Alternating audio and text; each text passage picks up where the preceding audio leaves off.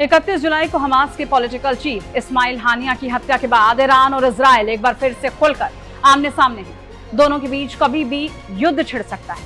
Tehran में Hamas नेता इस्माइल हानिया की मौत के बाद ईरान ने कहा था कि वो इजराइल से इसका बदला जरूर लेगा। हमास भी कह चुका है कि अपने नेता की मौत को जाया नहीं जाने देगा। अब पूरी दुनिया की नजर इस बात पर है कि ईरान और हमास क्या करते हैं, उनका अगला कदम क्या होगा। अमेरिकी अधिकारियों ने कहा है कि उन्होंने ईरान को मिसाइल लॉन्चर ले जाते और साथ ही सैन्य अभ्यास करते हुए देखा है, जो ये संकेत हो सकता है कि तेहरान आने वाले दिनों में हमले की तैयारी कर रहा है। ईरान ने भी संकेत दे दिया है कि वो तेहरान में हमास के वरिष्ठ नेता इस्माइल हानिया की हत्या के लिए इजराइल के खिलाफ जवाबी कार्रवाई करने के लिए योजना बना रहा है। मीडिया रिपोर्ट्स के मुताबिक ईरान ने मिसाइल लॉन्चरों को शिफ्ट करना और सैन्य प्रशिक्षण करना शुरू कर दिया है। बाइडेन प्रशासन के अधिकारियों को चिंता है कि इस बार ईरानी हमले के साथ ही हिजबुल्लाह, लेबनानी मिलिशिया और बाकी तेहरान प्रॉक्सी के हमले भी हो सकते हैं। इसके साथ ही ये भी खबर सामने आ रही है कि इजराइल पर हमले के लिए ईरान प्रॉक्सी आर्मी का यूज कर सकता है। ईरान उनको दशकों से हथियार देता आया है जो किसी भी हमले में भूमिका निभा सकती है। ईरान अपने प्रॉक्सी संगठनों की मदद से इजराइल के खिलाफ बड़ी जंग छेड़ सकता है और बताया जा रहा है कि हमास नेता हानिया की मौत के बाद इसे लेकर तेहरान में पिछले दिनों मंथन भी शुरू हुआ था। इजराइल के खिलाफ ईरान, इराकी मिलिशिया, लेबनानी संगठन हिजबुल्लाह और फिलिस्तीनी उग्रवादी यमन के हूथियों की मदद लेने की तैयारी में है। सबसे पहले बात इराकी मिलिशिया की करते हैं। ईरान ने इराक में 2014 में आईएसआई से लड़ने के लिए जुटाई गई कई सेनाओं का समर्थन किया।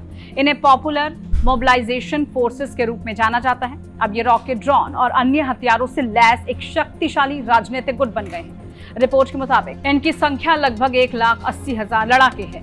अब बात लेबनान के हिजबुल्लाह की। लेबनानी हिजबुल्लाह का गठन 1982 में दक्षिणी लेबनान पर इजराइल के कब्जे के दौरान हुआ था।